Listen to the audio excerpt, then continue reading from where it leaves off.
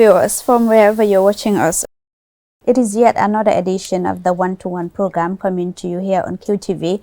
And I am your host, Julden Jai, from wherever you're watching us from. It's always good to be back. And like we always do, we bring people, ministers, of course, department agencies to talk to us about their policies, programs, and, the plans they have, all geared towards, achieving the National Development Plan. And this evening, I have the CEO of the OIC Secretariat, Yankuba Diba.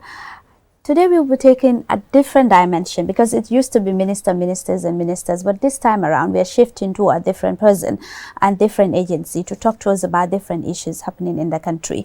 Thank you very much, Mr. Diba, for honoring our invitation. Thank you, Madam Jai, for having me. It's a pleasure to be here. Thank you. Like I said earlier on, we were focusing only on the ministers and their ministries, what they do. But this time around, we are taking a different shift, which is the OIC. Take us through the overview of the OIC. What do you have in relation to the OIC preparations and all that? Because the president did mention that in his sooner speech that by December, the country will be hosting the OIC summit yet again. Okay. Well, thank you very much. Just some historical background. The OIC Secretariat was established in 2018 and primarily to do anything necessary to ensure that the Gambia hosts the Summit of Islamic Heads of State. It was slated to be held in the Gambia in 2019, but due to circumstances beyond the control of the country, it had to be shifted to 2021. So in 2019, the summit was held in Saudi Arabia. And it is in the OIC Charter that if a country is selected to host, and for some reason that country is unable, the right to host falls back on the headquarters, which is Saudi Arabia. In 2021, of course, we all know that we couldn't. Because apart from the fact that in 2019, we were still at the height of our transition, COVID also struck. And the entire world came to a halt in 2020 and 2021. So we actually requested that it be shifted to 2023. Hence, the summit is now scheduled to take place in Banjul, the Gambia, in December of this year. And the dates have already been fixed for the 16th and 17th for the Heads of State Summit. But the one that was shifted in 2019, by then there was no COVID. COVID came at the latter end of, like in December. There was no COVID. Yes. We shifted it in 2019. Absolutely, you are right. Like I just said, we were in 2019, we were at the height of our transition. And basically, the Secretariat was set up to mobilize needed resources to undertake certain priority projects that would enhance the hosting of a memorable summit. And because we didn't have the necessary funds, we were still engaged in mobilizing resources. And I must say, we actually started getting tangible results, in terms of the inflows of resources in 2020. It started in 2020, and then by that time, the COVID had already started, and we couldn't have held it in 2019. But you talked about resources. Yes. We were assured by the Secretariat that the country was going to host the OIC summit, come December. But until the last minute, we were assured, knowing that there were no enough resources in the country. But you assured us till the last minute. Well, I'm not sure where you have that fact from. I was at the Secretariat from the founding, and I know that the objectives for which the Secretariat was set up, chiefly among them was to mobilize needed resources.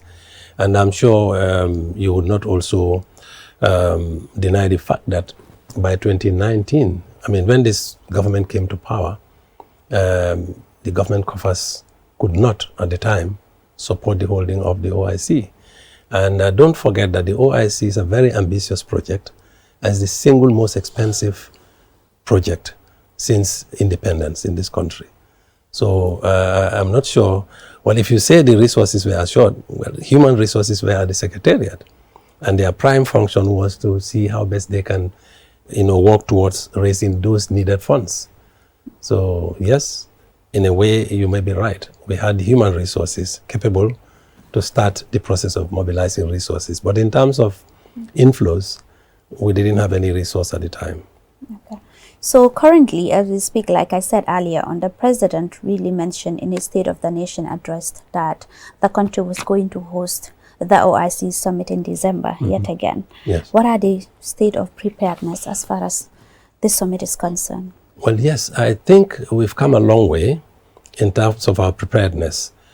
As I told you, we had set ourselves certain objectives, and 5 key priorities, or 6 key priority projects were identified. Number 1 priority project was the conference center, which was completed in record time, even during the COVID period. The COVID period came at the time the conference center had just been completed, and we are given the mandate to test run it. The second project, of course, is the VVIP at the airport. You would recall that there was a presidential lounge at the airport, but it was not fit for purpose. So we raised funds, $10.5 million, to build a brand new state-of-the-art presidential lounge. We call it the VVIP lounge, which is complete, and then is being test run as I'm talking to you. The next project really is the road linking the airport and the conference center, which is the Battle Harding, which is 22 kilometers from Yundum Junction to Sting Corner. And of course, for the purpose of the conference, we decided to divide it into 2 phases. Phase 1 would be called the number 1 priority, which is from Yundum Airport all the way to Senegambia, which is nearing completion. But that is not to say that we didn't have the resources to complete the entire project.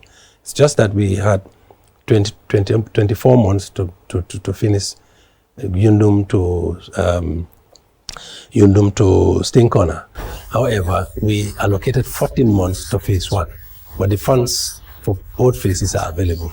As you can see for yourself now, Battle Harding is almost ready now. They're just now doing the finishing touches, and of course, they're going to have a final layer, to be put. So that will be ready before the summit. The next project is the hotel project. The hotel project was supposed to have, it's estimated to be complete before the summit, but that is actually behind schedule. The other project is the energy project. We have 2 energy components under NAWEC, which is enhancement of electricity and capacity to pump water also. We have 32.5 million grant, which is already under the purview of NAWEC, and currently the contracts have been signed and the contractors are mobilizing. The 6th project is the 50-kilometer 20 urban roads, which is a $50 million project. Again, all the funding is available, but that project also has a bit of a setback in terms of implementation. But then currently, measures have been put in place to ensure that we speed up after the rains to be able to, because the whole idea behind the 50-kilometer is to decongest the Battle Harding, which is the highway from the airport to Sting Corner.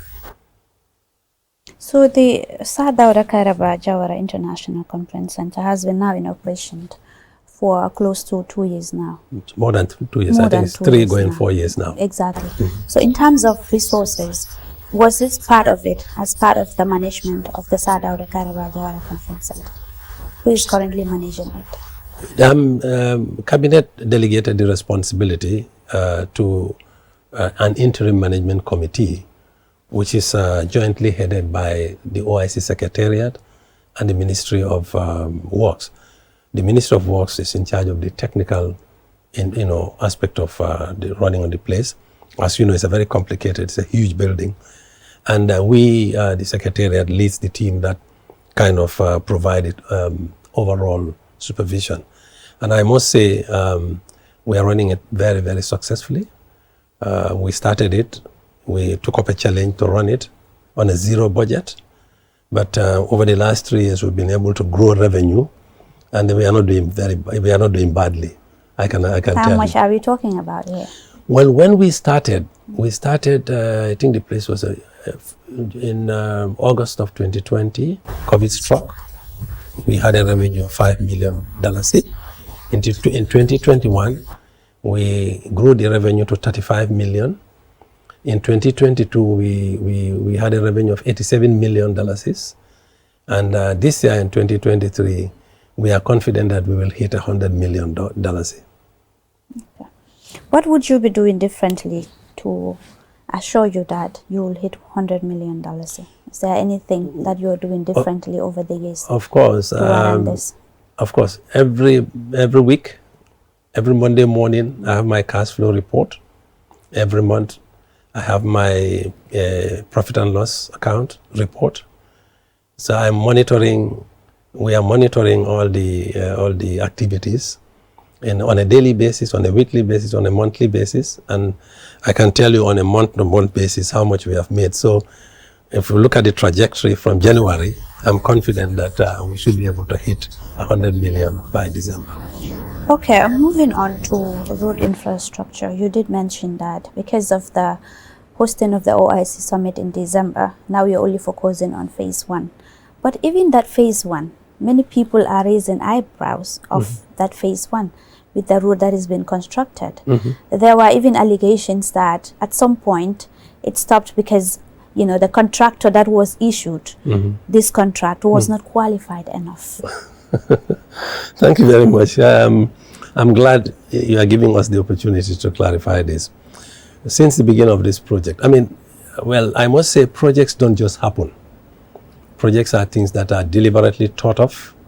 You go through a planning process, and it involves multi-layers of planning. It involves multi-stakeholders, multi-players,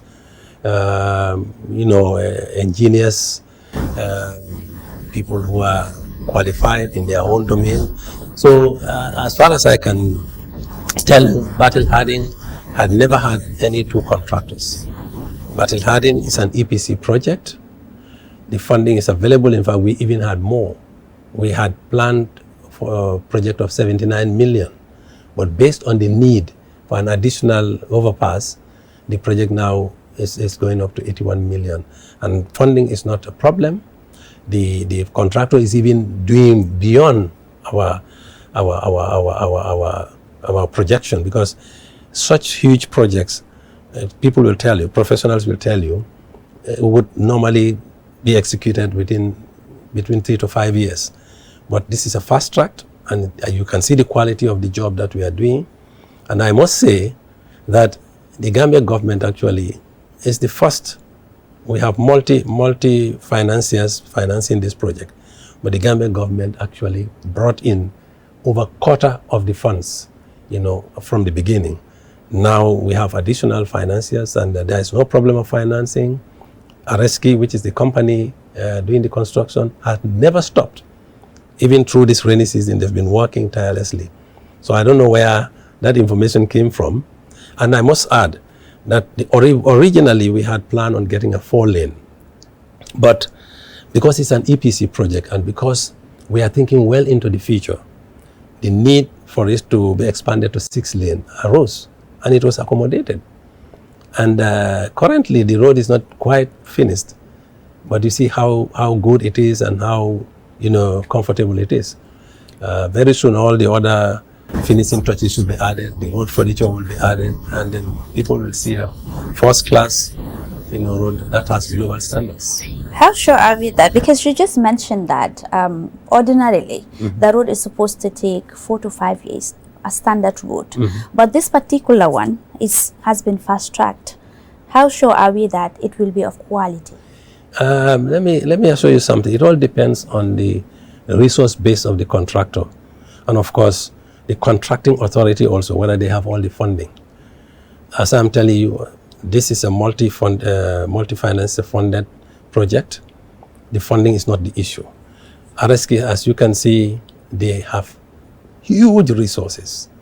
You know, some contractors struggle because of limited resources, but they have huge resources, and then they actually accelerating the pace of work, and I think this is why they are. And then you can see from the quality, from the work, that it is quality.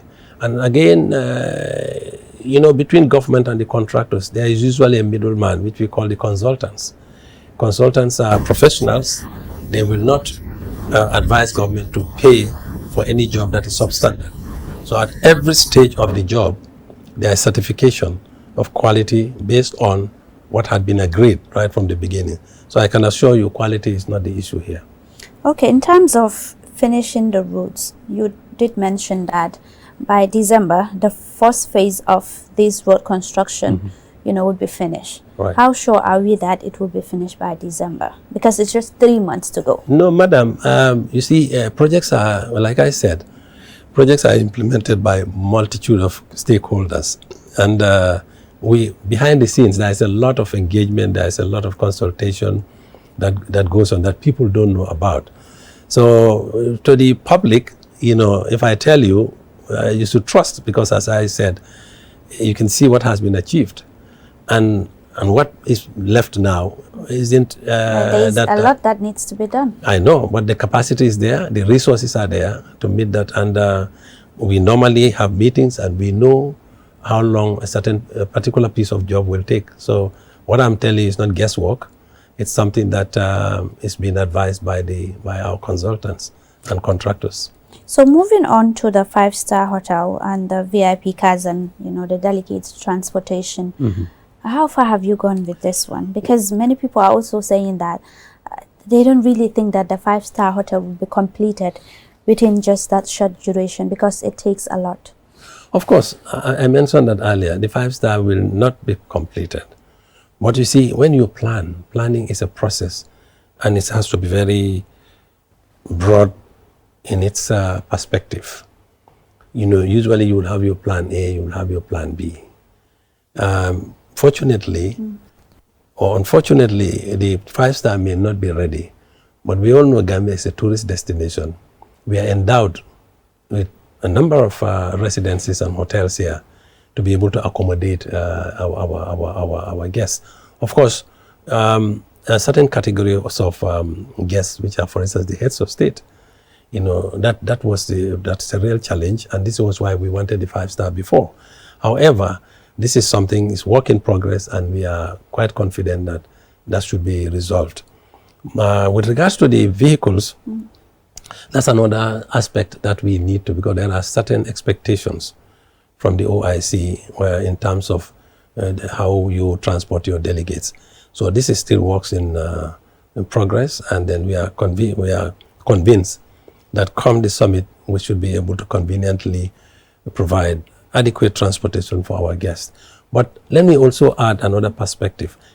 These are what I call the hard part, the hard aspect of the job. There is a softer aspect, which includes health, it includes the events planning, it includes water and electricity, food, water and electricity, and stuff like that. So those are, and of course security. Security is very, very important. We have been training since 2019. We've been training across the board. We've trained over 1,300 security personnel. We've done initial training for protocol officers, and we are yet to train more protocol officers. And events planning is part of a whole process. Even test running the center is part of our capacity, you know, to test our capacity to be able to hold such meetings. As you know, the center now is home to a lot of meetings, both local and international. And I dare say that we've really been providing 5-star facility for all our conference attendees. So in the area of events planning, in the area of protocol training, these are ongoing, and we are training more and more people to make sure come the date we would not be found wanting in any of those areas. You mentioned that the 5-star hotel will not be completed by December. No. But have you identified the hotels that these guests will be lodging in? Yes. You see, maybe what I need to also tell you is that the Secretariat is not working alone. Apart from the core staff that work at the Secretariat, we are supported by 9 different committees. These committees are among the media, events, accommodation, security, documentation, logistics, you name it. These are composed of people, volunteers, Like for instance, I shouldn't be very personal, but I'm glad to mention that your program manager here is the head of our media committee. So we are drawing capacities and resources from organizations and individuals within the country. And these are people who are lending their support. They are not paid, but they feel this is a national project. They are sacrificing their time and their knowledge to help the Secretariat to be able to meet some of those demands. So to be specific about your question, in the area of accommodation, we have a committee, and which is headed by a very well, known quantity in the industry, Mr. Bunamanjai. He's the proprietor of Bakadaji. He's the chairman of our accommodations committee, and through his facilitation, we have met almost all the people who matter in the hotel industry, and we are forging, relationships and alliances, through which we should be able to comfortably house all our delegates. Okay. So VVIP Airport and it's an the acronym terminal. For Exactly. Very, very important person. Exactly. Mm-hmm. So how far have you gone with that one? Because there has been rumors also that some part of the airport is leaking. Yeah, I think we are talking about 2 different projects here. The airport is a whole different quantity, and that has actually been renovated recently. The VVIP is a standalone, facility which combines both immigration and luxury facilities to handle the president, ministers, and very, very important personalities visiting or leaving the country. So they are totally different projects. The VVIP is the one that the Secretariat and partners have put in place for the OIC. And I can tell you, as I said, we've already started test running it. We've hosted 2 high-profile visitors there. The president of Sierra Leone, came and had a breakfast meeting with our president. President Macky Sall was here a couple of weeks ago, and that was the place he used. So those are just rumors that you hear. I'm not aware of that. Okay. And that's not the VVIP. That part of it is already completed. That is a completely separate entity, and that has been completed and handed over by the contractor. Okay. I would urge you to visit and see for yourself. Okay. Okay, so the OIC summit, like I said, this is not the first time it has been postponed. In fact, this is the 2nd time or the 3rd time it has been postponed in the country. So if we postpone this one more time, will we hope we will not lose the hosting right? No. Gambia's postponement is not unprecedented. A few other countries have postponed, due to one or other reasons. Gambia will be the 2nd country in Africa to host this after Senegal. If my memory serves me right, Senegal postponed theirs more than twice. Gambia postponed twice. And even if we were to postpone another one more time, that does not affect our hosting right. We have been given this lot on behalf of the Africa Group. Already all the transactions have been concluded. Memorandum of understanding had been signed. Invitation letters have been sent by our president to all the presidents, of the 57 countries. And again, that's an alternative fact. Some people are peddling rumors that if we postpone, we will lose our. No, it doesn't work that way. These things they go through a process, and Gambia will host, inshallah, without fail. Okay. So what's the minimum number of projects that must be completed before actually we get the chance to host this event? In a direct answer to your question, there are no hard and fast rules about projects. You see, I think what we would like Gambians to understand is the fact that this meeting could just take place because we have a conference center and we have places people can sleep. But the OIC goes beyond just the hosting of the summit. It's a development approach. It's a development platform for the Gambia to also make sure that we have certain fit-for-purpose projects going into the 21st century. And this is the beginning. We are just starting using the OIC as the launch pad. The future generations can build on that. Senegal hosted the OIC over 10, 15 years ago, but the OIC projects are still ongoing. And we envisage this would be the case for Gambia too. So what happens to the secretariat once the OIC summit is hosted in the country? Well, we are a legal entity, and then we were established under the laws of the Gambia and under the President's office. Our mandate so far is to ensure we mobilize resources, coordinate activities, leading to a successful summit. But one thing you need to also know is that once our president assumes the chairmanship, he will remain in that chair for 3 years. So Gambia will be chair of the OIC for the following 3 years. Our principals would then decide. We have a board of governors, which is chaired by the president, and the vice president is co-chair. And we have several ministers, I think about 7 ministers. So it will be left to our board to decide what happens to the secretariat after the summit. But the work of the OIC, the work of our chairman, actually continues for another 3 years. Okay. Viewers, with that, we will go for a short commercial break. When we return, the program continues. Do stay tuned. You asked for it, and QCell is giving it to you with our new and improved Sunyu Bundle Mega Promo. Now you can get more data at cheaper prices. Buy any of our bundle packages and enjoy massive discounts. Dial *303# and enjoy browsing on the network with the biggest coverage. Buy a 20 megabytes data bundle for as low as $7 and 50 bottles today, or purchase bigger bundles up to 20 gigabytes. Yes, that's right, 20 gigabytes of data at your fingertips. With our mega promo bundles, you can browse more, chat longer, and stay connected on the go, anytime, anywhere. For more information, call our customer care on 111. QCell. We innovate. Orders follow. Terms and conditions apply. Technology has always been at the forefront of our lives, and the way we use it has evolved drastically over the years. With the advent of 5G internet, we are entering a new era of technological innovation that promises to transform the way we live, work, and play. 5G internet is capable of providing data speeds up to 100 times faster than 4G, making it the ideal solution for streaming high-quality videos, playing online games, and downloading large files on the go.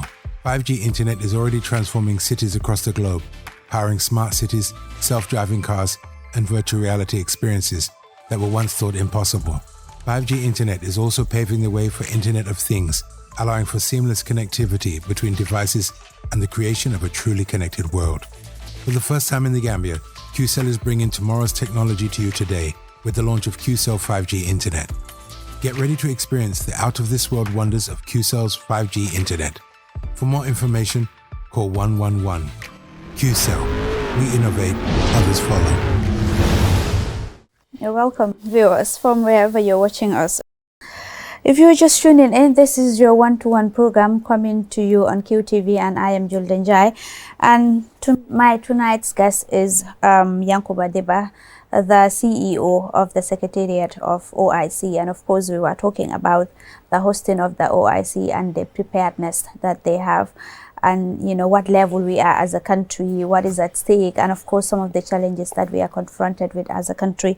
So moving on, you were telling us for the fact that what happens to the OIC Secretariat once the summit is hosted, and you were saying that it's like a continual process. But does that mean that there will be a change of operandi as far as the Secretariat is concerned? Well, no, I didn't confirm what will happen after the summit. I'm just indicating to you that we've been established under the law. Our primary purpose is to mobilize resources and work towards organizing a successful summit. But what I'm saying is that's just the beginning of Gambia's task as a country, our president, once he assumes the presidency, the chairmanship, he will be chair for 3 years.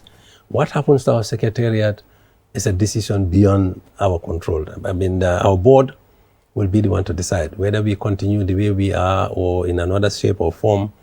I have no idea about that. That's something that, the board will have to decide. Okay. So, is there any specific date for the hosting of the OIC summit? Yes. It's just mentioned that it's December. Yes, it's a series of meetings. On the 12th and 13th, we expect what is called the senior officers meeting. And then 14th to the 15th will be the meeting of foreign ministers. And then 16th, 17th would be the summit itself for the heads of state. So going back to our point, of course, transportation security, you did mention that so far you train 1,300 security personnel. And in terms of water and electricity, we know that it's not really constant.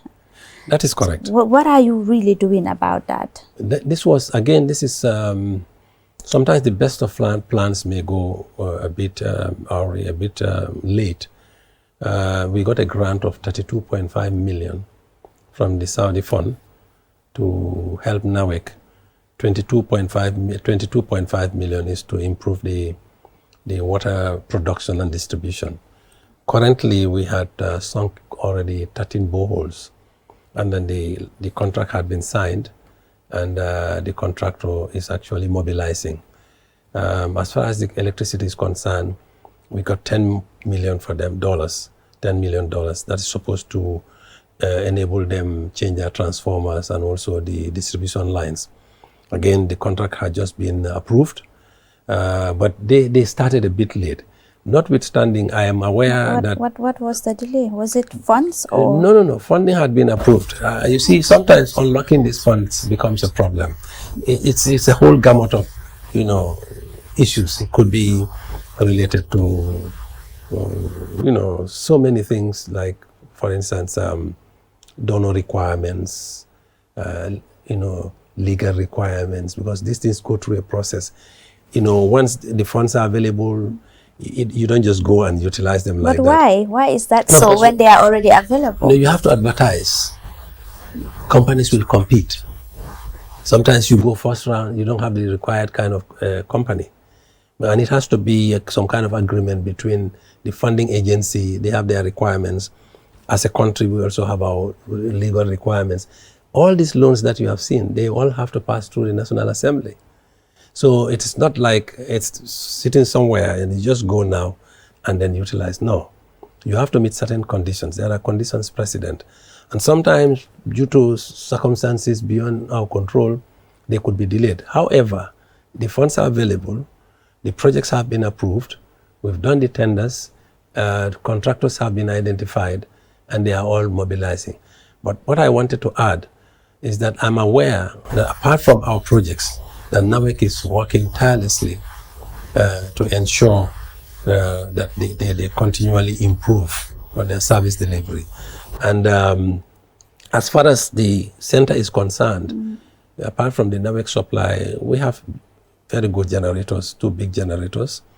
And I'm sure even right now as we have meetings, sometimes, they ensure that once such high profile meetings are happening, that we do not get disconnected. So we are doing everything within the powers, within the means that we have, including NAWEC, to ensure that come the time that there's a hitch-free supply of electricity, at least to what we call OIC impact zone.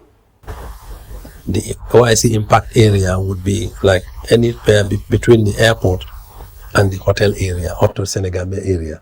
We'll ensure that there is adequate supply of water and electricity to make sure our guests live in comfort and that the meetings happen hitch-free. Does that mean that after during the summit there will be an uninterrupted supply of water and electricity? That is our wish and our hope.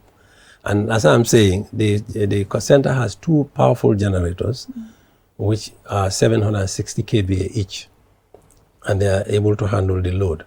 But you cannot run an edifice like that on they are mainly standby.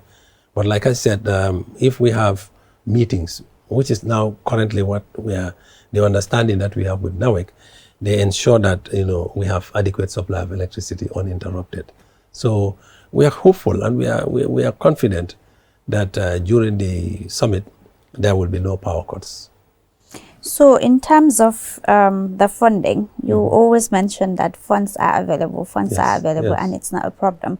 But of recent, there were also rumors circulating on social media that the Saudi funds members were here in the country.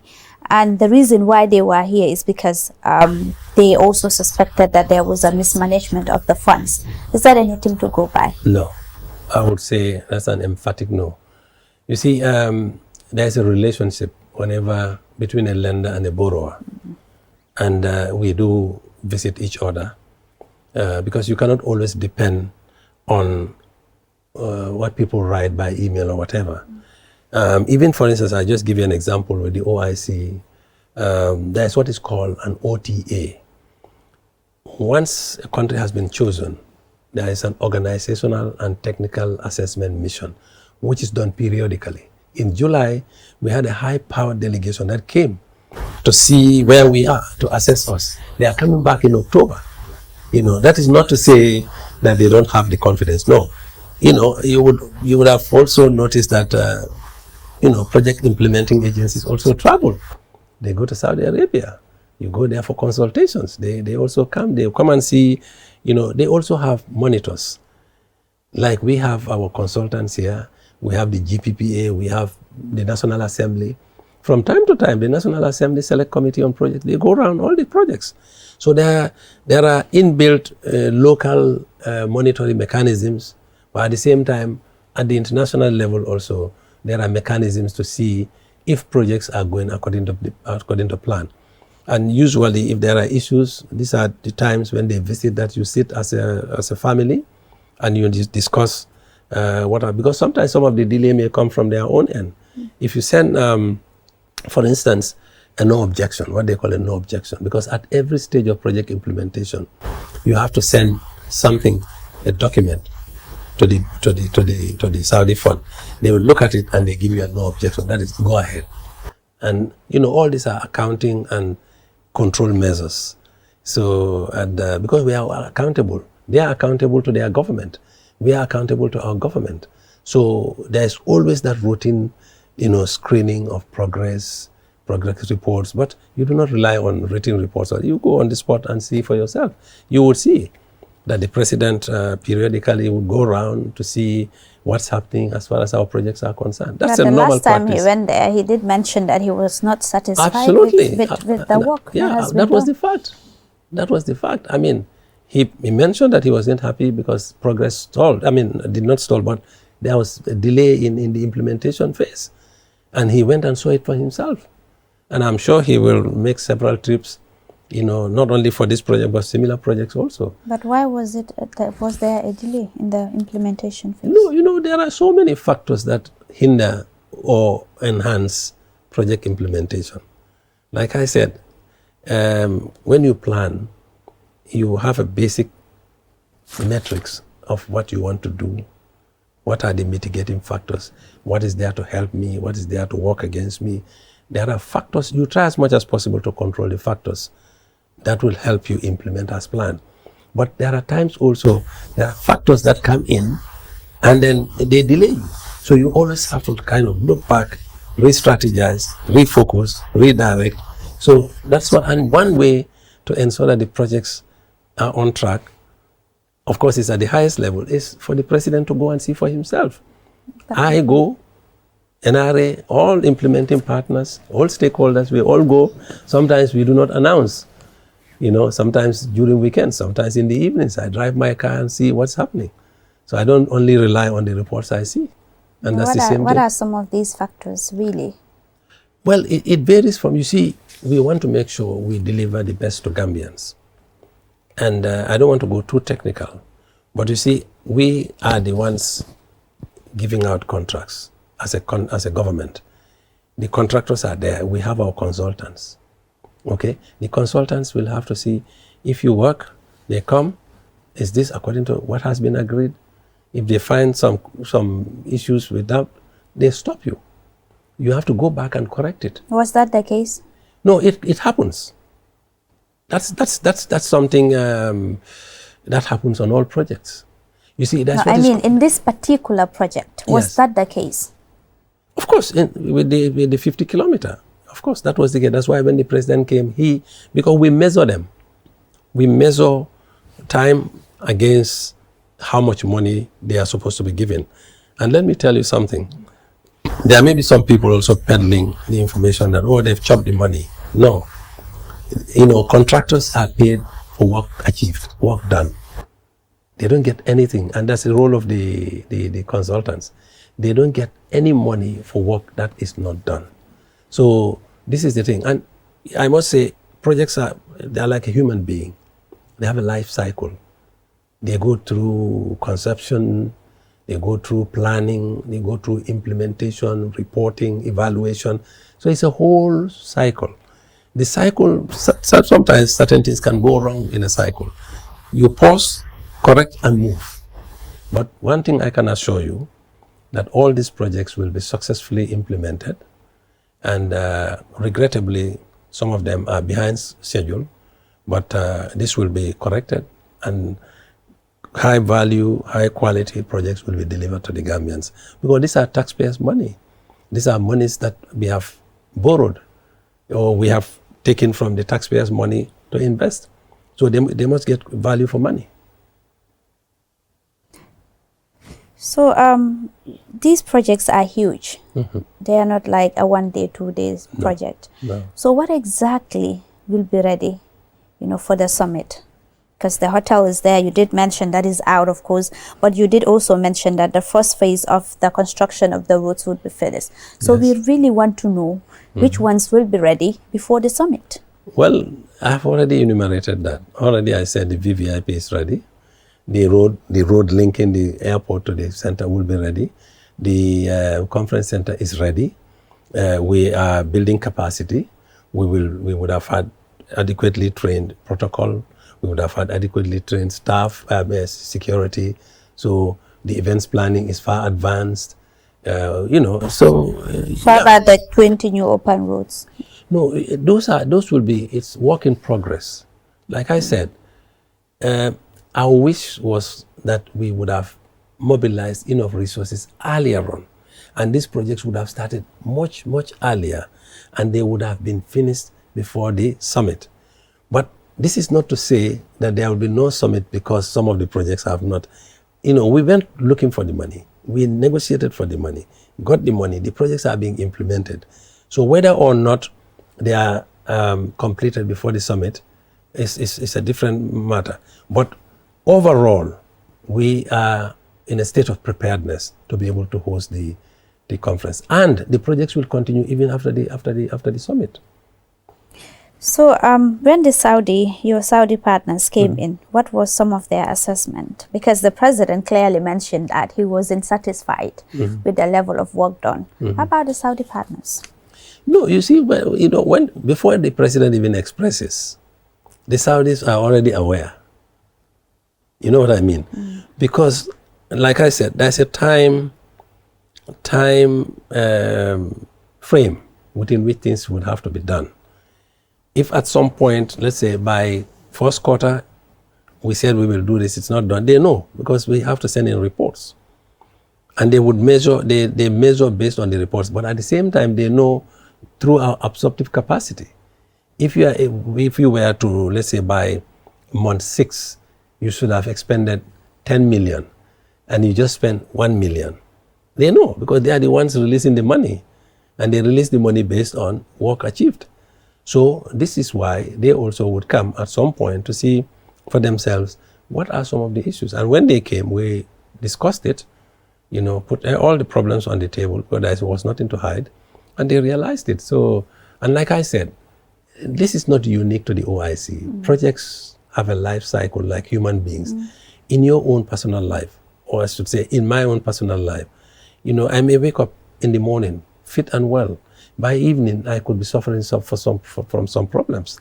So I may have planned my tomorrow but due to illness or something, there's a delay. So projects also have a life. They have a life cycle. So this is inherently sometimes the case. Okay. In terms of health, we have not mentioned that bit of it. We have not elaborated on that. Yes. What is in place as far as health is concerned? We applaud the numerous efforts that the country is doing to improve our health services. As part of our resource mobilization, we've approached a number of countries as far as health is concerned, but also we are looking inwards. We are forging partnerships and relationships. In terms of emergency response, we are working on finalizing a memorandum of understanding with the Gambia Red Cross Society. Already we have a working relationship, but we want to formalize it. Our logistics committee is also working on inventorizing all the health facilities within the impact zone, OIC impact zone, so that they would act as force referral centers before any possible evacuation. Because you see, the whole issue is, if you have such big gatherings, there's the possibility that somebody might fall sick. But at the level of the secretariat, at the level of the conference center, we have started a small clinic, and that would be the first port of call for the emergency response team. They can stabilize whatever issues they have and then take them to a nearest health center. And if there is need to refer to to Edward Francis Small Teaching Hospital, this will be done. If there is also the need for people to be flown out of the country, arrangements will be made. And we are still in the process of maybe, getting some kind of relationships where we can even arrange, evacuation through air, by air ambulance. We do not have all these resources, but there are friendly countries with the necessary resources that we can partner with. Friendly countries like our neighbor, Senegal. Yes. Have you started discussions in that regard? We are discussing with a lot of countries, on a number of issues that we can bring to the successful organization of the summit. Okay. But like I said, we cannot put all our hope outside.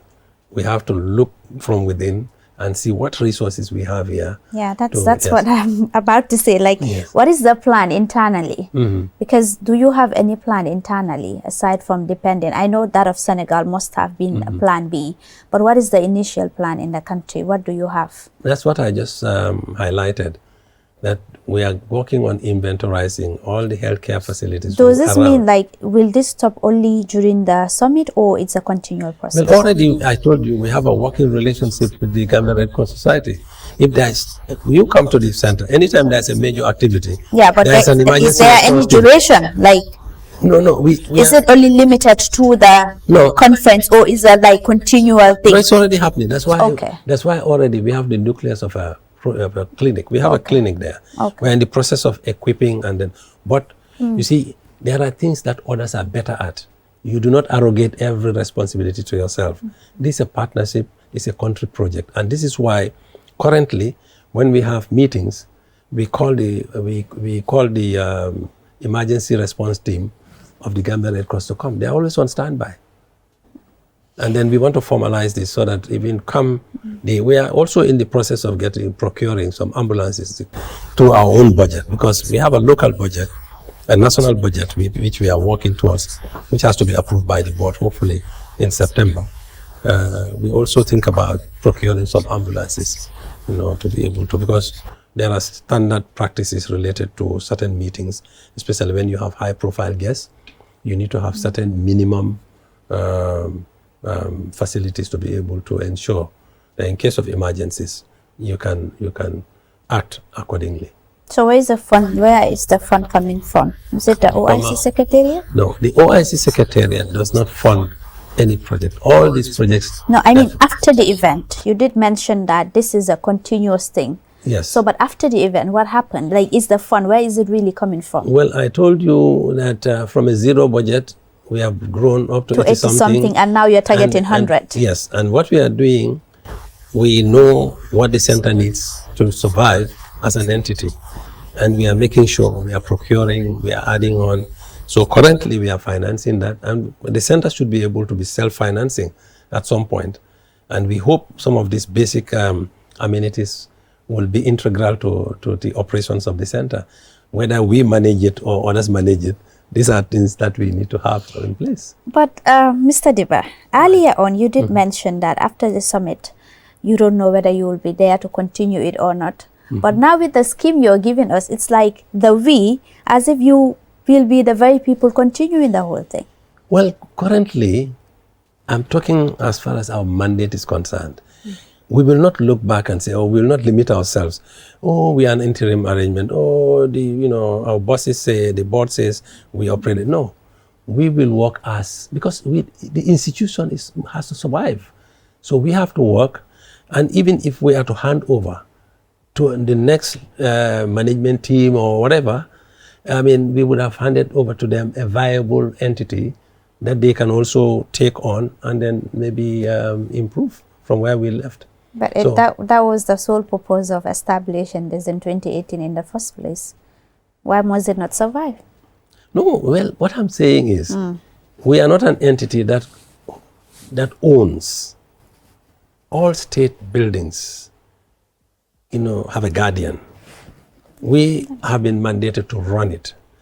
If still the government would say, continue, it will be under another arrangement. But so far, the arrangement is run this place, mobilize resources for the OIC, and of course, we will run it and run it very well, so that whether we continue or not, whoever comes after us will find life easy. But why the government, Mr. Diba? Why the government? Why the government? The secretariat is already there. Yes. So why the government? I don't understand when you say to why. serve your purpose. You did mention that.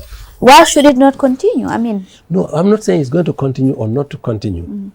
That's a decision that I don't have control over. Okay. Currently, we are trying to carry out our mandate based on the directives that we have had. And that is mobilize resources, organize a successful and memorable conference, manage this place, and make sure it's fit for purpose for now, before, during, and after the summit. So what I'm saying is, when the summit ends in December, it's left to the powers that be to say, Mr. Diba, thank you very much. We have a different management, or Mr. Diba, move on with your team. That is not our decision. That's the decision of our principals. So I can't speak for them. That's what I'm saying. Thank you very much, Mr. Diba. I'm afraid that's all we got time for. Until we come your way next week for another edition of the One-to-One program. Do have a pleasant evening. Bye-bye.